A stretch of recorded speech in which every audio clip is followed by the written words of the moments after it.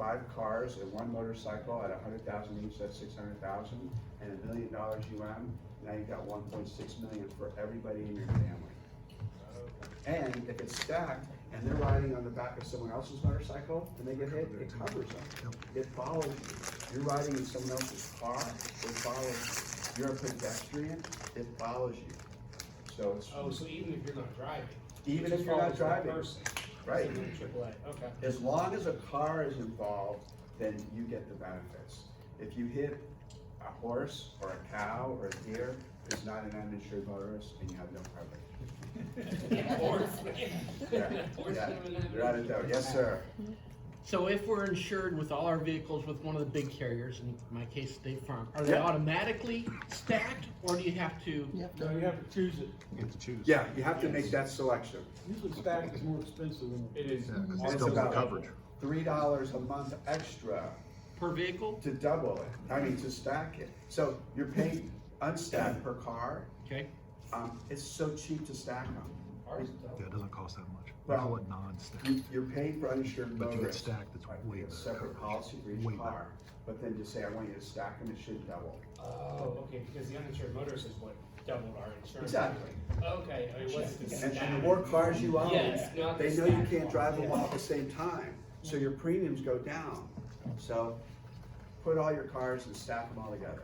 That's the first thing the insurance agent's gonna tell you if you wanna lower your insurance bill, is they're gonna take the stack off for you. Exactly right. Because I called Geico because my rate went, because of the ridiculous incident. My rate went from like $90 a month to $170 a month.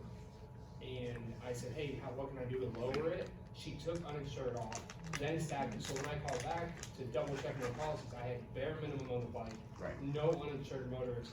And I was not very happy with Geico, because she Well, didn't they're tell me the supposed- changes she made. She's like, oh, you want a lower premium? I'll give it to you. Yeah, Isn't the state of Florida, don't they have to make you sign something in order saying that you don't want the stacks, right? yes, Yeah. there is a waiver, because the insurance companies are really kind of predatory. There's a waiver that they require them to make you sign, it says, I hereby waive uninsured motorist on my car. They don't explain what it is. Right. And online, it's just a checkbox, Yep. and it's I'll have to gone explain like that. It's like, how many people read the terms of services on their cell phone?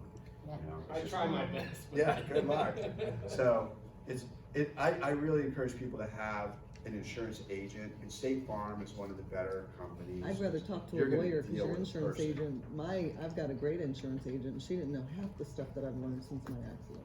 Oh, sure, You know, so I'd rather talk to a lawyer and say, okay, what do I need for insurance? absolutely. Because you guys are the ones that know how to, They're gonna litigate and they know exactly which way to they beat know it. what covers And people. what I want everyone to do is please call me on the phone and say, Matt, can we go through my insurance one-on-one on the phone? I do that for free for anyone, anywhere, anytime. Because if you have the right insurance, it all works out in the end. If you don't, it's always too late when you come to me after a wreck. So please, call me. Yes. Floyd, same thing right there. They said, no, it's 2 wheels, he's not covered. Yeah. Because I didn't read nothing about how the insurance worked and everything, we just assumed that everything was covered, but they said that. Yeah, the law in Florida is insane because we required insurance companies to provide property damage to fix people's cars, but not the people. How backwards is that? And it's only 10,000. And these numbers came about in like 1972. Inflation has come around. I don't know anyone who can buy a used car for 10,000 anymore. Nope. So Not a good one. please do an insurance audit, check up, call me, hey Matt, can you go through the policy with me? I'd be glad to. Well, in Florida, I feel like the laws are ridiculous anyways. It's like when Floyd got hit, the kids that hit him left the scene of the accident, returned after the fact, but because FHP was still on site, did not get charged for leaving the scene of the accident. Right. That's what happened with this, our situation, our same friend said, exact yeah, that's what situation. you're talking about, yeah. Hour and a half later, she decided an hour and a half later, but because she did call, FHB, they had their discretion, they did not charge her. Yeah. What would have it really done though, had they charged her though? Really nothing. She got charged with something else, but still, Right. justice. Yeah, hit and run is unbelievably horrible, especially to bikers, because you're defenseless, you're on the ground, you have no mode of transportation, you're injured, and they haul ass. And honestly, the laws are way too weak. Well, nowadays, people just drive by with video. They don't That's even stop true. and see if you're alright, they Well, just like drive by with video, you know? And in that case also, the only reason she stopped is because her car broke down, so let's be honest, she was never gonna call. But back to the evidence comment, my buddy's bike was white, her car was white. So don't, like, that's why I said, don't touch anything, just because you assume it's maybe just part of his bike or whatever, no, you don't touch anything, cause they have to figure out what belongs to whom, and, you know, that was evidence of the person that hit them, but you wouldn't know better if you didn't, you know, see that it was a white car that hit them, so, Yeah. anyway, sorry. Another thing you might wanna talk about too is in the event of an accident, why it's so important to stay on Facebook, videos, how long they belong to them and things like that. Okay, a couple things, and something I wanna mention with Lori, she talks about the air flight transportation. It's really important that every rider have a card in their wallet that says, hey, in case of emergency, call this lawyer, call this air ambulance, call this insurance company, because their phones gets destroyed or lost or locked. So you need information that they can communicate with quickly. And, you know, social media is crazy, you know? The insurance companies seize on social media right after. If there's a lawyer involved, I can tell you that an adjuster's job, they come in the morning, and they go through all the cases with me, and they check the social media to find out if my client's doing something stupid that says they can't do it, but they are, so it turns them into a liar and it hurts the case. It is improper for a lawyer to say, delete and destroy those files, because that's tampering with evidence, but you certainly should make it easy for them to find it, okay? But you did put your Facebook on private. Yeah. Yes. Just recommend putting it out there for them, keeping it private, giving it to the attorney, because any accident scene, technically, any picture belongs to the victim, Yeah. technically. So that person is the one that owns that picture. But then on Facebook, like I said earlier, you're gonna come back and that could mess with that person's case. Okay, they could find something derogatory, negative, because everybody interprets differently. Yep. Okay, There's you still can have people that one don't know picture and what's 6 people interpret it in a different way. If you don't put it out there, you're not feeding the fire, okay? That's the thing. You'll go ahead and keep that, and like I said, you can give your name and phone number on a piece of paper, if the person's coherent, give it to them, hand it to them, and say, when you're done, here's my contact information, if they're being taken in the ambulance. You have pictures, you know, reach out to me, give you pictures, if they have a friend, family member, or whatever with them. Give that information, pass your information along to them also. Matt just had a case where a guy in Daytona was making a left turn. And when I got the help request and I was talking to him, they said, oh, there's a video. And you're always excited when you have a video because it can show the accident.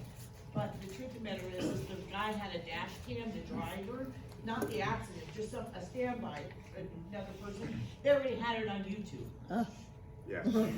It's on YouTube and Facebook. And so what's interesting is after a crash, you might want to look on social media to find out people, they don't know who's who, but they put pictures up. Actually, I just have, you can go ahead and take her. I was gonna say one other thing with posting it on there is, so when my husband was killed, his accident site with his body on the scene was shown before we even knew that it happened. So that's how my son found out in that life. That's horrible. So just another Think kind of about the social thought, aspect yeah. of exposing stuff like that. Yeah. So from a witness standpoint, we had a scenario, so I have a statement and then a question. Sure. There was 2 witnesses. One was sort of involved in the accident, the other one was just behind it and actually witnessed the whole thing. One of them decided to give a statement, the other one did not.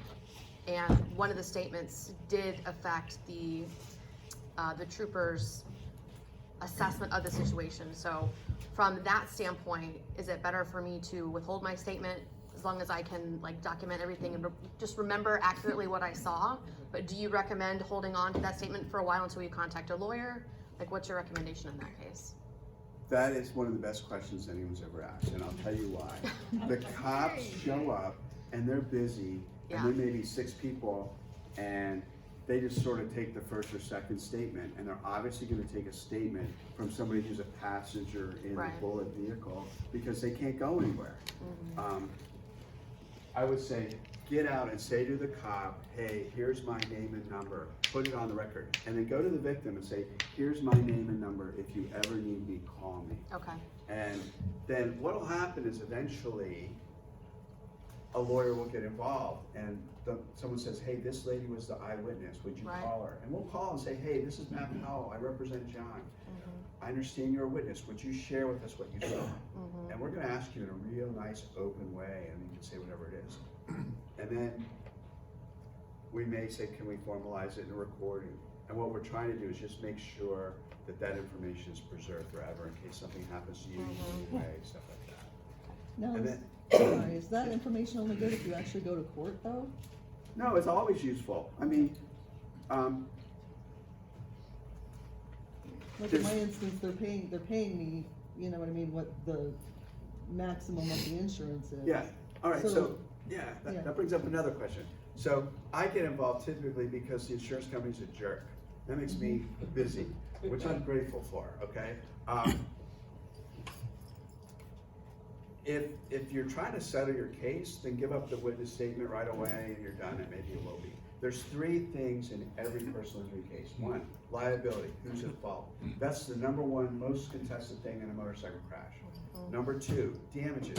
Well, they're usually catastrophic in a motorcycle crash. And then three is collectability, all right? How much insurance is there? And so what happens is when a tow truck driver hits and kills someone and they go, here's 10,000, they're rushing to give you that check because they want you to sign a release. Because what they don't want you to find out is there's another policy behind that, and the guy that was driving has another policy, and there's more. And so I tell people, call me and let's figure this out. I do what is called an exploratory lawsuit. Someone's really hurt bad, I say, look, they're offering you the policy limits of 10 or 25. If you want to take it, your case is over and we're done. But if you want, I'll file a lawsuit. We'll sue the driver. I will depose the driver under oath and ask him, were you doing an errand for someone? Were you delivering something? Do you have an umbrella? Is there any more money that you could use to help my family?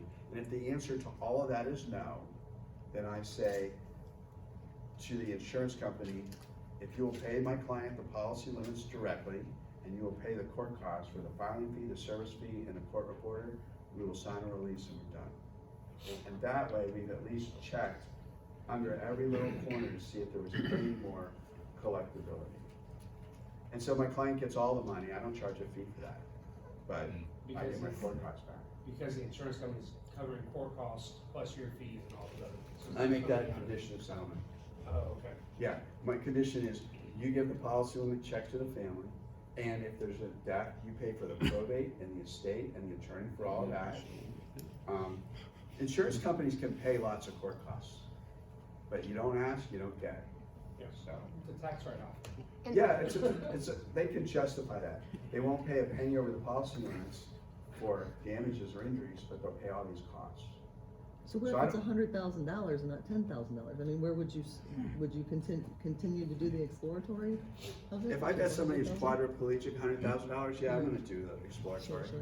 because $100,000 is nothing. Mhm. And as Lori said, don't give the insurance company all your little private insurance. Aflac is gonna pay you. You don't want the hospital taking an assignment of your insurance benefits. What do But- you mean by that? Aflac? No, like, as far as taking the assignments. All right, so when you go to a hospital and someone's really hurt bad, all the forms, one of them is a form that says, I hereby assign all my insurance rights to the hospital. And so they sort of step between you and your insurance company, and they collect the money and you don't get it. Okay. Pay bills, From a So- criminal, sorry. but Aflac can pay you directly. Directly, and then you can. Directly to you, and your med pay, And then you have decide the what right to hospital decide to how pay. that's paid and who's it's paid to. Yeah. You might wanna save it up for rehab later, or you wanna maybe save it up for medical appliances at your house. You don't have to give them that med pay, you get to decide where it goes. Okay. And I don't wanna waste all your time, use up all your time, Yeah. you know. Eat lunch, let's get back to learning safety stuff, so. Well, what you know. about that, if you don't sign that assignment document, they still gonna treat you? Yes. That's a great question. So sometimes people come in the hospital, they're unconscious, they're unable to sign anything, they're gonna treat you no matter what. If you're able to read that document, they're probably gonna kick you out, you know, so. So just act unconscious. But you know, you have the right to call your insurance company, like your med pay, and say, I revoke my assignment immediately, and send it in writing. You don't have to give them all of your insurance, right? You just give them your auto insurance or whatever it is. What you should do is always give them your health insurance. There you go. And That's all they need. I just wanna add one other, I just wanna add one other thing from the criminal standpoint, because you asked a great question, like, me giving a witness statement, does it only matter if they're going to court? Well, the family may decide to pursue criminal charges, as is the case with my friend. So they wanted to make sure that justice was done. They were less concerned about the money, but this person was drunk, the person that hit them. And she did get charged with the DUI, but she did not get charged with,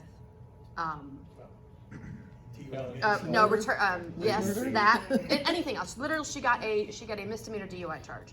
So when they decided to pursue additional criminal charges or see if it was possible, the fact that one of the people gave a statement, even though he did it in earnest, he was trying to do the right thing, he felt like it was something he had to do, and he did it without legal advice, his statement ended up changing the way that case was presented, and now it's a lot harder for them to do anything about it, so.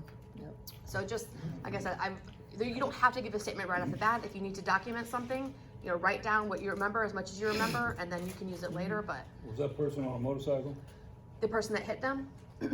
So our friends were on the motorcycle, they were hit by a vehicle. Okay. when in doubt, turn your phone on, make a selfie video. Hey, I'm at a crash. I see this, or this. There's witnesses here. You know, hey, man, would you mind, what's your name? You saw this? Tell me what you're doing, you know, and collect video as much as you can. It's easy, you won't forget, you don't have to write it down. You can email it to yourself. Yes, sir. Got a question. I left quite a few years ago in Florida. Back then it changed, I think a year after we left or as we were leaving. If a motorist hits a biker or a motorcyclist, they automatically lose their license, correct? Never heard that one.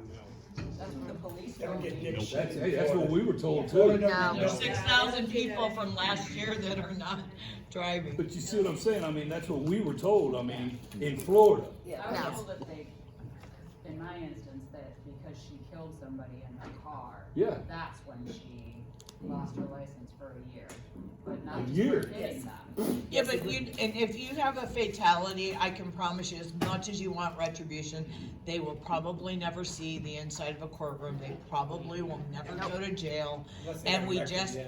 and we have to accept that, but what we can do is have these things in place so that in the event of those fatalities, we can let the family grieve, because you're not gonna get that satisfaction because the courts. I've got a case where paralyzed the dad, killed a child, distracted driver, rear-ending, and she got the maximum misdemeanor penalty of 1 year driver's license suspension. That's ridiculous to me. Yep. I'm sorry, but She I'm a should have been biker. charged as a You felon. know, exactly. It was an should accident. be. Right. Or maybe we should be able to ride in Capitol Yeah. and start changing the I laws. agree, let's do that. So, Yeah. I got, movement right now, they're trying to change the laws. Well, listen, we fought for 3 years to get handheld cell phones out of people's hands. Oh, 60% of all drivers are hit by some form of distracted driving. so I got hit in June of 21, and it was in a strip mall area up in Newport Richie, and the state trooper that arrived like after the accident happened, he was going to do the report. He said that he couldn't issue a ticket to the driver because it was on private property. Yeah. Now that is the most ridiculous thing I've ever Yeah. heard. Like, okay, I'm gonna go 60 miles an hour through that shopping center, and when they pull me over, I'm gonna tell them that it's on private property. Is that true? That's true. The cops don't want to write. They can do a police report only. Yeah, they don't even like That's to do it. that. They Yeah, like to do yeah, a exactly. driver's exchange, and good luck with your insurance company. And remember that the next time you back into somebody, backing your car up, just say, bye. Well, yeah, because that's Private what, property. Nothing they that's can do. what got the rates, that's why they went through the roof. I backed up and my trailer hitch tapped the fender on an old Sporty. I waited an hour for the guy, offered him a $500 check to fix the fender. And I said, here's a $500 check, here's my name, phone number, and address. And he said, I don't want the check, I'm not worried about it, it's just a scratch. 45 minutes later, I get a call from Geico, I damaged $5,000 worth of damage to a bike that I would have paid $1,000 for max. And that's where the Geico rates went up, but Geico told him, well, he went to Harley, got an estimate on everything. Oh yeah, they wrapped it together, So didn't Geico they? said, whatever, we're gonna total your bike out, and then you have to buy it back from us. Well, when they said that, he called me and said, will you please cancel the claim? I said, I didn't make the claim. I can't just call and be like, hey, just cancel the claim, because that means everybody can. Yeah. And that's when my rates went from like $90 to $170. And so I waited for him for that reason. I was like, if somebody hit my bike, I'd be really upset if they just left. But now I'm like, I don't wanna hold up your lunch, you guys need to get back to it, but you can call me, yes. One more quick Yes. question, just out of curiosity, in your personal opinion, who do you think is the best insurance company? That's like, who's the least worst? Right? The lesser of two Ask the evils. lawyer. Yeah. State Farm, pretty good. Yes. I like State Farm. I'm not insured by them. I'm insured by USAA because of the military side. Oh, look But, at you. At my age, I've done well with Geico. Okay, good. They've taken pretty good care of me. With my cars, I haven't had any incidents with my bikes, but. I'll tell you, I'm in the trial right now. We worked all day Friday and Monday we go back. My lady had $100,000 worth of Geico, got creamed, and the UM didn't want to pay it. And so we said, we'll give you one more chance. And they're like, well, no. Then I sued them. They're like, oh, Matt, we didn't know you were going to sue us. Here's your $100,000. I said, it's too late. No I'm way. already doing it. Right. Now we want 200,000. Now I want 500. So we'll see. That's The right. last, and we do gotta close this up, cause if Yes. not, you guys are gonna be here past 5, and I wanna thank Matt, for Yay. sponsoring this class. Thank you guys. The other thing is that this is a real motorcycle attorney, and I really need you guys to process that. This is somebody that told you, I will sue everybody. This isn't somebody, the reason that your billboards and every motorcycle magazine that you opened up has an ad in it is because they're doing a numbers game. And and I'm not saying they don't care about you, but they want clean, simple, easy. Okay, this is somebody that will take those politically incorrect cases. This is somebody that will fight for you, and that's what you need. And call Biker down. I'll get you to Matt. You've got tons of Matt's information, but it is so important that in the event of an accident that you reach out to a motorcycle attorney sooner than later, not when you have a box full of stuff going, oh God, what do I do? Because by then you've already talked to an insurance company, you've already made recorded statements, you've now found out what really happened and things like that. So we'll get back to class, and thank you guys for such an interactive lunch. Thank It was you very really much for great. coming. Thank you. Thank you.